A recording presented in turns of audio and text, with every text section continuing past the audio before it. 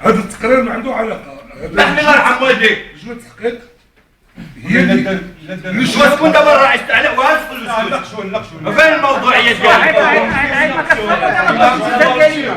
ما طلبتيش الكلمه وكتضحك. قلت له انا كنطلبوا كلمه قانونيه. المفروض يكون واحد الملاحظه تبقى الاعضاء اللي عنده ملاحظه على التقرير ونصدقوا عليه ونزيدوه بكل بساطه بلا ما تتعقد عاوتاني طويه وزيد.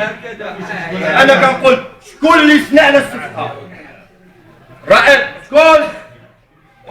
لا كيفاش دازت انت كتقول لك انا كنقول دازت من تما شي حاجه تكون انت في 2006 انا كنهضر اون جينيرال تقرير وعطيني كلمه نهضر ماشي تتوترني.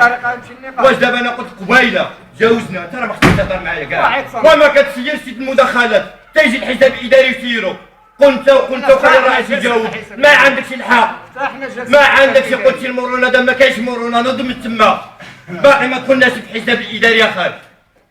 ها القانون فين هو؟ احترم القانون الا كنت كتحترم نفسك احترم القانون تما وخلي الرئيس يجاوب. انا قلنا المرونه واسكت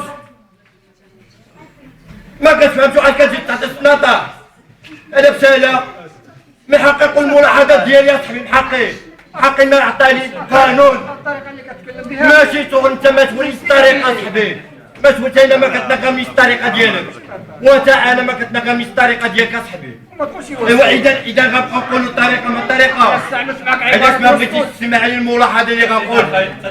التدخل ثاني الملاحظه ديالي